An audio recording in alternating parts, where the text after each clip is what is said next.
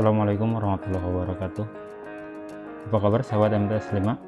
Ya, sudah lama kita tidak berjumpa ya, mengingat situasi dan kondisi saat ini negara kita tengah menghadapi wabah COVID-19. Sudah banyak dari peserta di MTSN 5 yang bertanya, "Pak, Bu, kapan dimulai sekolah lagi? Kami sudah kangen." Begitulah kira-kira anak-anak bertanya melalui WhatsApp. Hingga detik ini tidak diketahui secara pasti kapan kita akan kembali ke sekolah. Walaupun sekarang ini pemerintah, khususnya pemerintah Provinsi Jawa Barat, sudah memberlakukan katakanlah era new normal di beberapa wilayah yang ada di Provinsi Jawa Barat, salah satunya di Ciamis. Meski era new normal digadang-gadang akan segera diberlakukan, namun kapan dimulainya tidak diketahui secara pasti.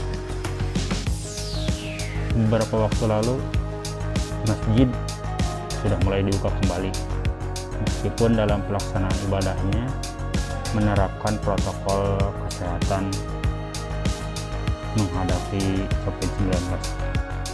Nah, untuk sekolah kapan dimulainya kita tidak tahu, namun beberapa hari ini, dalam beberapa hari yang lalu, sudah ada panduan bagaimana sekolah menghadapi era new normal.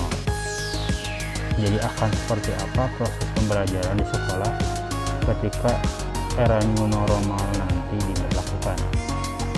Nah, di sini seperti sahabat MTSN 5 ada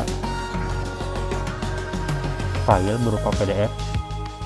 Di dalamnya berisikan persiapan pembukaan sekolah tahun pelajaran 2020-2021 berbasis protokol COVID yang disusun oleh tim Satgas Pasca COVID-19 Dinas Pendidikan Jawa Barat. Nah, bagaimana nanti tahun pelajaran baru di era new normal ini akan seperti apa? Nah, di sini ada panduannya, katakanlah ini panduannya ya. Oke, dimulai dari persiapan. Nah, ini bisa dilihat persiapan SOP COVID-19 dan SK Satgas di sekolah, persiapan tatanan sarana dan prasarana, sosialisasi penerapan protokol COVID di sekolah, dan perencanaan program KBM. Jadi sebelum dilakukan kembali pembelajaran di sekolah, apa yang harus dipersiapkan oleh sekolah itu? Nah, di sini ada. Oke, bisa kita lihat ya. Dari sarana dan prasarana terlebih dahulu. Apa yang harus ada? Seperti terlihat dalam gambar ini. Pertama ada tempat cuci tangan beserta sabunnya. Dan ada juga tata cara mencuci tangan yang benar. Kemudian ada infografis bagaimana menerapkan pola hidup bersih dan sehat di tengah pandemi COVID-19. Jadi di sekolah itu harus ada infografis ini. Kemudian ada juga, nah ini, harus memakai masker. Jadi semua aktivitas akademika, baik itu guru atau usaha, khususnya peserta didik, ketika mereka berada di lingkungan sekolah harus menggunakan masker, gitu ya. Kemudian, nah ini yang penting juga adalah menjaga jarak. Di sini terlihat kursi, posisi kursi ditandai, ya kurang lebih 1 meter lebih, kurang lebih sekitar 1 meter. Jadi ada jarak antara kursi. Oke, nah ini penyediaan tempat cuci tangan. Nah, jadi di sekolah harus ada tempat cuci tangan. Oke, yang selanjutnya adalah penerapan social distancing di koridor. Nah, ini di koridor harus ada tanda-tanda ini ya, penerapan social distancing. Oke, selanjutnya, nah ini harus ada pengecekan suhu tubuh sebelum masuk lingkungan sekolah. Seperti di Korea beberapa hari yang lalu, mereka sudah jadi peserta didik sudah mulai masuk kembali ke sekolah. Namun sebelum masuk ke lingkungan sekolah, suhu tubuh peserta didik ini diukur terlebih dahulu, dicek terlebih dahulu, gitu ya. Nah itu. Kemudian, nah di sini penerapan social distancing per kelas berkapasitas 16 siswa, gitu ya. Jadi kapasitas kelas itu diperuntukkan untuk 16 siswa, gitu ya. Yang biasanya duduk itu satu meja itu 2 siswa, nanti dalam penerapan social distancing di sekolah ini siswa itu akan duduk sendirian, dan itu pun di sini dibatasi hanya 16 siswa.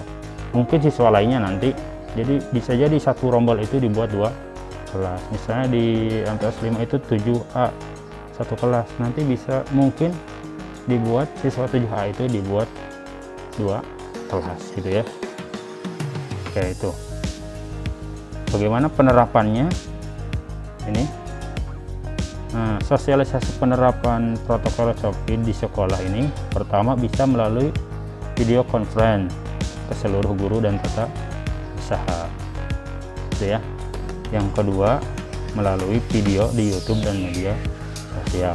Nah, ini juga video ini dibuat ya setidaknya sebagai sosialisasi bagaimana kita nanti memulai pembelajaran di sekolah di tengah pandemi COVID-19.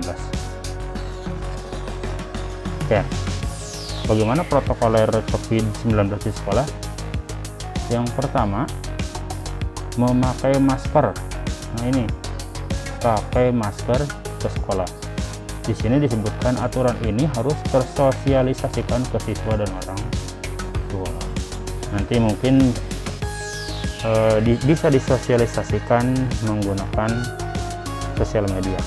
Kita memiliki Instagram, kita juga memiliki Facebook, kemudian bisa juga melalui WhatsApp grup siswa kelas 7, 8, dan 9. Nanti informasi ini supaya disampaikan ke orang tua siswa, gitu ya. Kemudian ini jaga jarak. Nah, ini jadi nanti akan disosialisasikan bahwa di setiap ruangan kelas, di perpustakaan, di kantin, di masjid, para siswa ini harus menjaga jarak. Ketika duduk-duduk di serambi kelas, di depan kelas, mereka juga harus menjaga jarak.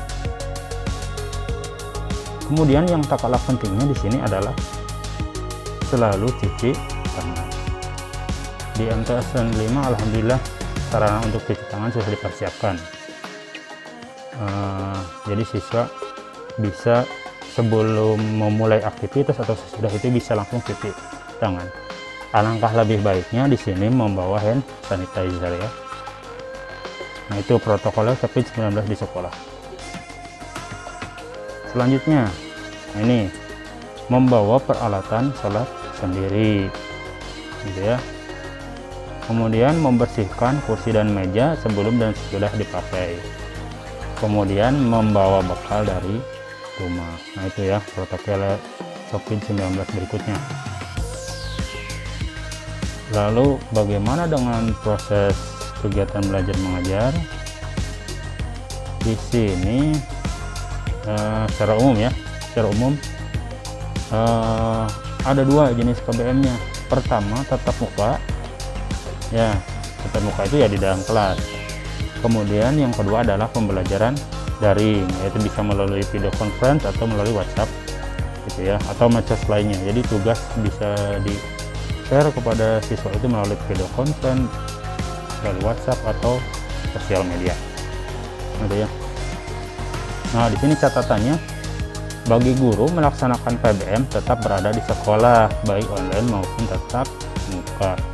Jadi bagi guru itu tetap datang ke sekolah, baik itu untuk mengajar secara tatap muka ataupun mengajar secara online, gitu ya. Nah, ini ya kegiatan belajar mengajarnya. KBM daring melalui LMS, video konferensi dan WA, kemudian KBM tatap muka di sekolah. Nah, ini ya. Nah, di sini juga jadi siswa itu tidak hadir semuanya. Bisa jadi per minggu itu per tingkat. Misalnya minggu pertama kelas 7, minggu kedua kelas 8, minggu ketiga kelas 9. Jadi tidak kelas 7, 8, 9 masuk semua ke sekolah, gitu ya. Tuh. Kemudian KBM di sekolah, praktek dan diskusi. Teori di LMS atau WA, siswa mendownload materi ketika di sekolah. Nah, itu ya. Nah, di sini agar penerapan social distancing atau physical distancing bisa terlaksana, maka KBM tatap muka diatur sebagai berikut. Misal minggu pertama kelas 10, kalau di tingkat MTS kelas 7, minggu kedua kelas 8, minggu ketiga kelas 9, gitu ya. Itu. Nah, ini bagi guru tetap berada di sekolah melaksanakan KBM daring dan tatap muka sesuai dengan jadwal. Alhamdulillah di kita sudah ada fasilitas internet, jadi untuk pelaksanaan KBM daring insya Allah tidak akan terhambat, gitu ya. Mungkin yang jadi hambatan adalah siswanya, karena tidak semua siswa memiliki handphone, gitu ya, tidak memiliki smartphone. Nah, itu. Nah, ini perencanaan rombel. Nah, ini ya. Nah, di sini ada di sini. Jumlah siswa per kelas 36. Rombel terdiri dari 18 siswa. Satu kelas dibagi menjadi 2 rombel. Nah, yang seperti tadi di awal ya disebutkan, rombel 1 dan rombel 2, gitu ya. Jadwal pembelajaran dilakukan dengan 2 tipe pembelajaran, tatap muka dan online, dengan membagi jadwal per minggu dengan bertukar tipe pembelajaran untuk setiap rombel. Jadi kalau rombel 1 di sekolah, rombel 2 itu di rumah. Nanti minggu berikutnya ditukar, yang tadinya belajar di rumah akan di sekolah, yang di sekolah di rumah, gitu ya. Nah, itu. Nah, yang lain-lainnya bisa dibaca ya.